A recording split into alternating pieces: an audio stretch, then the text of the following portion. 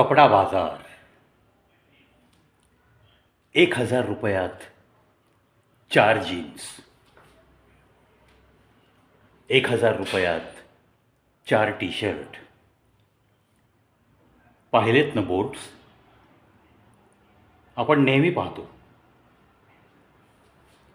पण जर 35 ते 40 वर्षापूर्वीचा काळ आठवला, त्यातल्या त्यात आमच्या सोलापूर शहराचा मध्य रस्ता, महत्त्वाचा अतिशय रहदारीचा रस्ता, सरस्वती चौक. या सरस्वती चौकात स्वस्तिक स्वीटमीट मार्टच्या बरोबर समोर, आज आता तो आहे का नाही तिथं माहिती नाही, महाराष्ट्र रफूवाला असा एक रफू करण्यात अतिशय निष्णात तरबेज अशी व्यक्ती आपलं दुकान थाटून बसलेली असायची. आता आजची पिढी विचारेल, व्हॉट इज मीन्ट बाय रफू? कारण आजकाल थोडं काही पॅन्टला झालं, शर्टला झालं की तो फेकून द्यायचा, नवीन घ्यायचा, हा ट्रेंड आहे. मग भले कितीही घरची गरिबी का असेना, त्यातून चांगल्या धडक्या पॅन्ट्स, गुडघ्याजवळ मांडीजवळ फाटलेल्या अवस्थेत, म्हणजे चांगल्या पॅन्ट फाडून वापरण्याची फॅशन आपण पाहतो. जीन पॅन्ट काही काही आता यंगस्टर्स तशा पद्धतीने पॅन्ट घालतात. असं म्हणतात त्या पॅन्टच्या किमती पण जास्त असतात. पण तो एक जमाना होता जेव्हा थोडंसं फाटलं की शर्ट पॅन्ट टाकून देत नव्हते. घरची परिस्थिती जेमतेम असायची आणि माणसं आपसुकच, बाबा त्या पॅन्टला, त्या शर्टला, चला आपण महाराष्ट्र रफूवालाकडे जाऊ आणि रफू करून घेऊया, एक 10-5 रुपयात काम होईल. तो काळ तसा होता, साधारण 30 ते 35 वर्षापूर्वीचा कालावधी. आता हे रफू म्हणजे नुसतं शिवण नाही आहे. रफू म्हणजे ज्या ठिकाणी तो कपडा फाटला आहे त्याला बेमालूमपणे त्याच रंगाच्या धाग्याने टाक्यावर टाके घालत जाणं, ज्याच्यासाठी एक चांगला अनुभव लागतो, संयमी माणूस लागतो. त्यामुळं हे रफू करणं हे काय आयऱ्यागॅऱ्याचं काम नाही. नुसता एखादा फाटलेला कपडा त्याला टाके मारून दे रे म्हणलं तर टाके मारून देणारे 100 शेकडो दिसतील, पण रफू करणारा हजारात एखादा असतो. त्यामुळेच ती दुकानं कमी. अशाच एका रफूच्या दुकानात, छोटंसं दुकान, जेमतेम 3x3, म्हणजे आलेले कपडे, त्याचा ढीग आणि त्याला बसायला जागा, एखादं मशीन. इतर पण कामं तो करायचा, अल्टरेशन वगैरे वगैरे, फक्त रफूच नव्हतं. त्यामुळं दुकानात तो एकटा बसू शकायचा. बाकीचे त्याला भेटायला आलेली माणसं बाहेर खुर्ची टाकून बसायची, कधी त्याच्याशी गप्पा मारत वगैरे. त्याचं रफूचं काम मोठ्या तळमळीने सुरू होतं एक हातातलं. तेवढ्यात एक तरुण मुलगा आला. त्याच्या हातात एक स्वेटर होता, जो फुल स्वेटर, परंतु कोपराच्या आसपास बराचसा फाटलेला.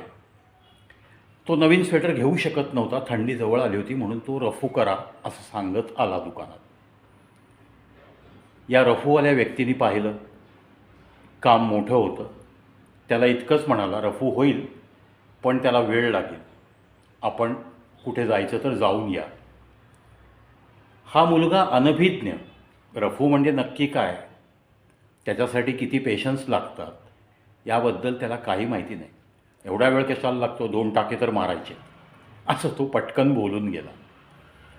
रफूवाल्याने त्याला समजावून सांगितलं, अरे बाबा, 2 टाके मारण्यासारखं असतं तर मी तुला वेळ लागेल म्हटलं नसतं. हा स्वेटर जास्त फाटलेला आहे. जेव्हा फट जास्त मोठी असते तेव्हा ती बेमालूमपणे जुळवण्यासाठी थोडे कष्ट लागतात. तिथं अनुभवाची सुई लागते, संयमाचा धागा वापरावा लागतो आणि थोडेसे पेशन्स ठेवून तू वागायला शिक. असं त्याला थोडासा सल्ला पण दिला. तो निमूटपणे उभा राहिला. हे सगळं चाललेलं बाहेर खुर्चीवर बसलेल्या दत्ता काकांनी ऐकलं.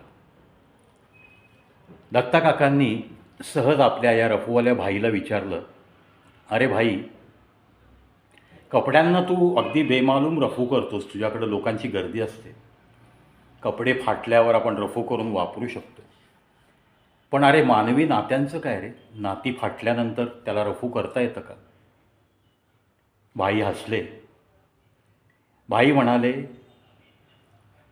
रफू करता येतं, फाटलेली नातीसुद्धा जुळवता येतात, फक्त कोणीतरी ते रफू करण्यासाठी पुढाकार घ्यावा लागतो. फट नात्यातली सुरुवातीला छोटी वाटते, नंतर मग अहंकार इतका वाढत जातो की ती फट हळूहळू मोठी होत जाते. त्यानंतर जखमा इतक्या खोल होतात की आता त्या बुजणारच नाहीत आणि हे नातं पूर्ववत होणारच नाही, अशा भ्रमामध्ये ती नाती एकमेकांपासून दूर राहू लागतात. दत्ता काकांनी विचारलं, भाई याच्यावर इलाज काय, कसं करायचं रफू? भाईंनी पुन्हा तेच गोष्टी वेगळ्या शब्दात त्यांना समजावून सांगितल्या. हे बघा दत्ता काका, कोणीतरी एकाने पुढं पाऊल उचलावं लागेल. ती फट जेव्हा छोटी होती तेव्हाच हे करायला हवं होतं. ती फट आता खूप मोठी झाली असेल तर त्याच्यामध्ये खूप मोठा अहंकार रुजलेला असतो. त्याच्यातनं कोण 4 पावलं मागं येणार याची शाश्वती संपलेली असते. त्याच्यामुळं खूप मोठा संयम आणि माफीचा धागासुद्धा तुमच्याकडं हवा. तो माफीचा धागा हे रफू करताना नातं खूप उपयोगी पडतो. त्यामुळं पहिल्यांदा माफ करणं असं मोठं मन छाताडात घ्यावं लागतं. त्यानंतर मग आपणच पाऊल उचलावं लागतं. थोडासा संयम बाळगून तिकडून काहीतरी शिवीगाळ जरी झाली तरी आपल्या तोंडातनं मुखातनं कोणताही उलट शब्द गेला नाही पाहिजे, याच्यासाठी संयम लागतो. आणि स्वतःचा जर काही थोडाफार अहंकार असेल तर तो आधी जाळावा लागतो. हे सांगितल्यावर दत्ताभाऊंनी विचारलं. दत्ता काका म्हणाले, अरे माझ्या एका मित्राशी खूप चांगले संबंध होते, जिवलग मैत्री होती आमची. म्हणजे अक्षरशः त्या काळात 2 जिस्म 1 जान असंही आम्हाला मित्रलोक सांगायचे, बोलायचे, चिडवायचे कधी कधी. नातेवाईकसुद्धा म्हणायचे, अरे हे मित्र नाही आहेत, ह्यांचा आत्मा एकच आहे. इतकी आमची जिवलग मैत्री. खाता पिता उठता बसता शिक्षण सगळं एकत्रात, लग्न एकाच वेळेस झालेलं. नंतर पण खूप ठिकाणी ट्रिप झाल्या, एकत्रात गेलो, सगळी कुटुंब, दोन्ही कुटुंब मस्त मजा करायचो. नंतर काय झालं काही कळलं नाही. तो गणेश नावाचा माझा मित्र, त्याच्याकडं थोडी जास्त सुबत्ता आली. त्या सुबत्तेबरोबर आपल्या मित्रापेक्षा आपण श्रेष्ठ आहोत हा अहंभाव आला. अहंकार त्याच्यामध्ये वाढत गेला. छोटीशी दिसणारी नात्यातली फट हळूहळू काही शब्दांमुळं फट वाढत गेली. कधीकधी माझ्याशी त्याने अपमानित शब्द वापरले, त्यामुळं मी दूर राहू लागलो. पण आता वाटतं या उतार वयात इतकं जिवलग नातं, त्या नात्याला वेळीच आपण रफू केला असता तर. भाई तुमचं म्हणणं मला पटतंय. एवढं बोलून दत्ता काकांनी आपल्या त्या गणेशचा नंबर, जो त्यांनी कधीही अजून डिलीट केला नव्हता, पण खूप दिवसांनी तो नंबर फिरवला. तिकडून गणेशचा आवाज आला, हॅलो. आवाजात तोच अहंकार दत्ता काकांना जाणवला. दत्ता काकांनीच पुढाकार घेतला. दत्ता काकांनी सांगितलं, अरे मी सरस्वती चौकात थांबलो आहे. आपलं नातं जे फाटलं आहे त्या नात्याला रफू करायचं आज माझ्या मनात आलं आहे. येशील का भेटायला, का मी येऊ? तू कुठे आहेस? तुला सत्वर मला भेटणं गरजेचं आहे. आपल्या नात्याला रफू करूयात आणि पुन्हा चांगले दिवस जगण्याचा प्रयत्न करूयात. भाईंना हे ऐकून खूप छान वाटलं. गणेशचा आवाजसुद्धा नरमलेला त्यांना जाणवला. गणेशने ताबडतोब तिकडून आवाज दिला, दत्त्या, आहेस तिथंच थांब. आणि मग 10-15 मिनटं लागली. त्यांचा गणेश पण आला आणि या तरुणाचा तेवढ्या वेळात गप्पा मारता मारता स्वेटरसुद्धा रफू झाला. स्वेटर त्यांनी त्या तरुणाकडे दिला. ₹20 बिल म्हणून त्याने सांगितलं. त्या तरुणाने हसत 20ची नोट दिली आणि बघितलं त्याने रफूकडं. भाईसाहेब, खूप बेमालूम रफू केलं आहे तुम्ही. फट बिलकुल दिसत नाही.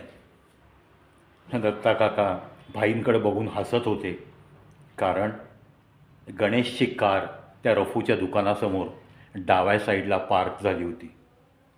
त्या भाईंच्या समोरच त्या दत्ता काका आणि गणेश या दोघांचं नातं रफू झालं. अनेक वर्षांचा अहंकार गळून पडला. 2 मित्रांनी एकमेकांना मिठ्या मारल्या आणि झालं गेलं विसरून जाऊया इतकीच वाक्य दोघांनी उच्चारली. कडकडून मिठी मारली. दोघांच्याही डोळ्यात आसवं होती. साक्षीदार रफूवाले भाई होते. गणेशनी लगेच भाईंना सांगितलं, तुमच्या इथे नेहमी कोण आणतं चहा कॉफी? काही फोन नंबर वगैरे?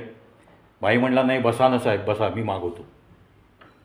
त्या दिवशी आलेल्या ₹20त भाईंनी मस्तपैकी 3 कप चहा मागवला आणि तिघांनी सुंदर चहा पिऊन गणेश आणि दत्ता काका यांचं नातं पुन्हा एकदा रफू झालं. या आनंदातच भाईंचा तो दिवस कधी संपला त्यांना कळलं नाही. मानवी नात्यांचा हा कंगोरा मला तर खूप आवडली. रफू या एका शब्दावरून नात्यांना खरंच अशा पद्धतीने रफू जर करता आलं आपल्याला, तर आपली दुरावलेली सगळी नाती पुन्हा एकदा आपल्या जवळ येऊ शकतात ना. पहल कोणीतरी एका साईडने केली पाहिजे ना. माफीचा धागा घेऊन कोणीतरी पुढं आलं पाहिजे. संयम कोणीतरी एकाने बाळगलाच पाहिजे. आणि एखादा माफ करतोय, एखादा संयम बाळगतोय, याचा आदर दुसऱ्या बाजूनी नक्की झाला पाहिजे.